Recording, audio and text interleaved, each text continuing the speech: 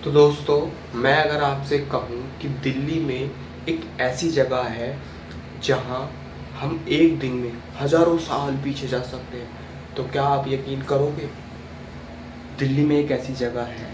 मैं जा रहा हूँ आज भारत के सबसे बड़े म्यूज़ियम में, जहाँ सिर्फ इतिहास किताबों में नहीं, अपनी आँखों से खुद देख सकते हैं। मैं निकल रहा हूँ, अभी रूम में हूँ और जस्ट रूम से निकल रहा हूँ दिल्ली के लिए, उस इतिहास को देखने के लिए और आपको दिखाने के लिए। तो चलते हैं।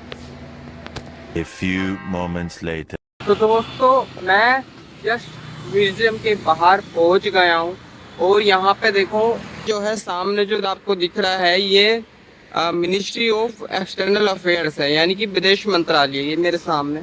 और आगे जाके कर्तव्य पथ है। ये बहुत बड़ी रोड है, ये यहाँ से लेके यहाँ तक। और ये है जो है राष्ट्रीय संग्रहालय, यानी कि नेशनल म्यूजियम, जहाँ हम अभी आए हैं। और यहाँ से टिकट लेना होता है, टिकट काउंटर है। और यहाँ पे ये पूरी लिखा हुआ है कि कितने का टिकट है, फोटोग्राफी में क्या क्या आप कर सकते हो। और ये मैंने टिकट लिया है, देखो ये ऐसा टिकट है, 20 रुपये का टिकट है मात्र। और 20 रुपये के टिकट में पूरा का पूरा देखो राष्ट्रीय म्यूजियम जो है हम घूम सकते हैं। तो अभी इसके अंदर चलते हैं और अंदर चल के देखते हैं। हमारे पास जो भी सामान होता है हम उसको लॉकर में रख देते हैं, लॉकर मिलता है और उसकी एक चाबी मिलती है, उसको साथ में रखना होता है हमें। तो मैं पहुंच चुका हूं दिल्ली के नेशनल म्यूज़ियम में, जहां पर प्राचीन भारत की सभ्यताओं से लेकर राजवंशों तक की दुर्लभ जैसे कि मूर्तियां और उनकी दुर्लभ विरासतें रखी हुई हैं। तो मेरी जर्नी शुरू होती है हड़प्पा सभ्यता से, जिसे दुनिया की सबसे प्राचीन सभ्यताओं में गिना जाता है। ये सभ्यता लगभग 2500 ईसा पूर्व अस्तित्व में थी और इसकी पहचान ने भारत के इतिहास को एक नई पहचान दी। और ये ताम्रनिधि, तांबे से बने औजार और ये प्रदर्शित मिट्टी के शिल्प, मिट्टी के बर्तन हजारों साल पुराने हैं, जो पानी भोजन रखने का उपयोग में होते थे। और ये स्केल्टन भी हजारों साल पुराना है।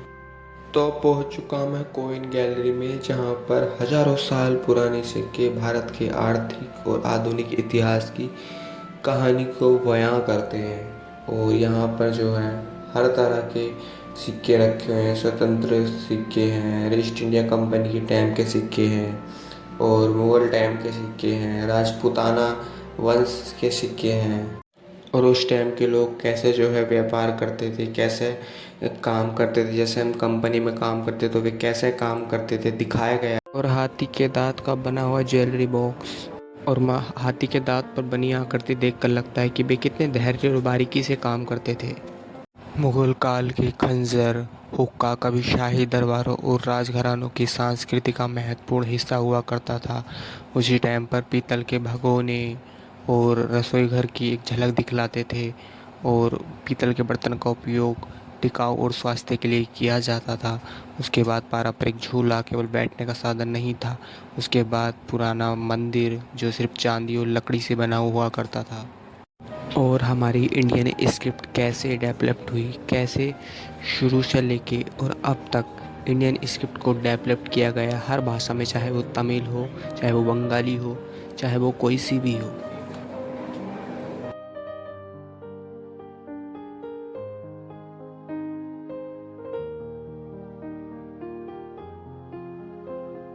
उस टाइम के सिंहासन आज भी जो है इस म्यूज़ियम में ऐसे के ऐसे रखे हैं। और इसी म्यूज़ियम के अंदर उस टाइम के हाथों के कंगन और हाथों की अंगूठियाँ और हाथों में पहनने के जो है हार, और ये देखने में ऐसे लगते हैं सामने से कि कितने ज़्यादा प्यारे और भारी भारी, और देखने में इतने सुंदर लगते हैं।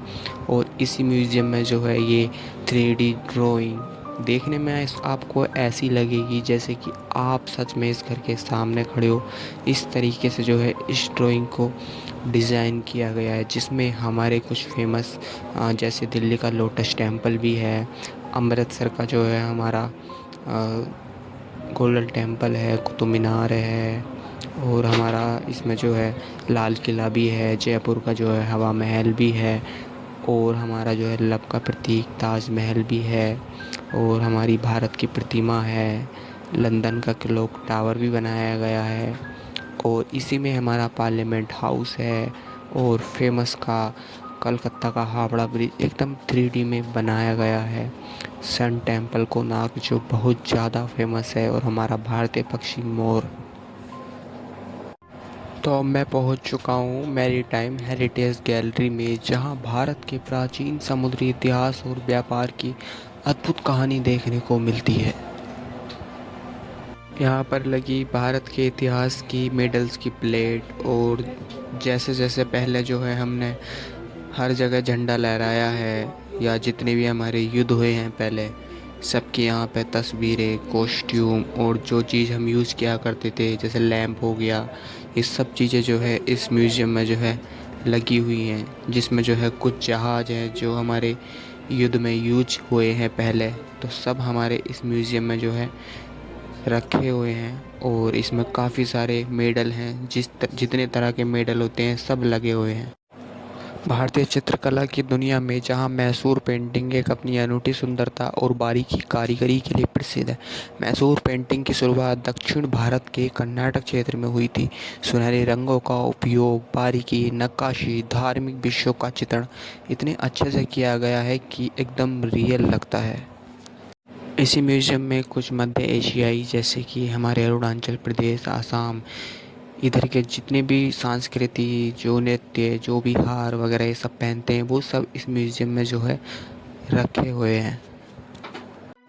तो मैं पहुंच चुका हूँ शरण रानी वाकलीवाल गैलरी ऑफ म्यूजिकल इंस्ट्रूमेंट में, जहां भारत की समृद्ध संगीत परंपरा को सहेज कर रखा गया है।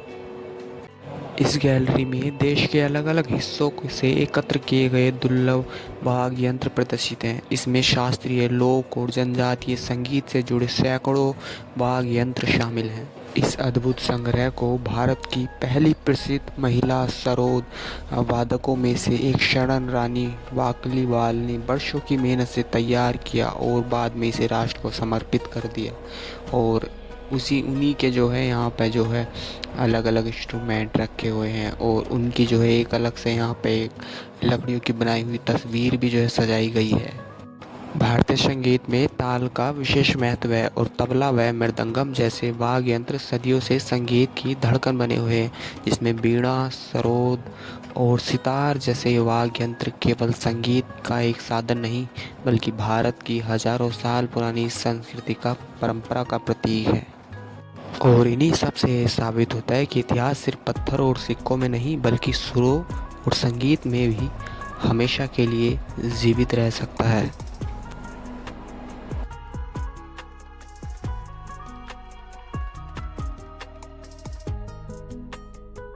शांति, करुणा और अहिंसा का संदेश देने वाले भगवान बुद्ध ने हमारी पूरी संस्कृति को काफ़ी ज़्यादा प्रभावित किया है। बुद्ध का सिर्फ एक ही संदेश था कि शांति अपने भीतर से शुरू होती है, इसलिए कुछ लोग आके यहाँ पे मोम के साथ काफ़ी देर तक मेडिटेशन करते हैं।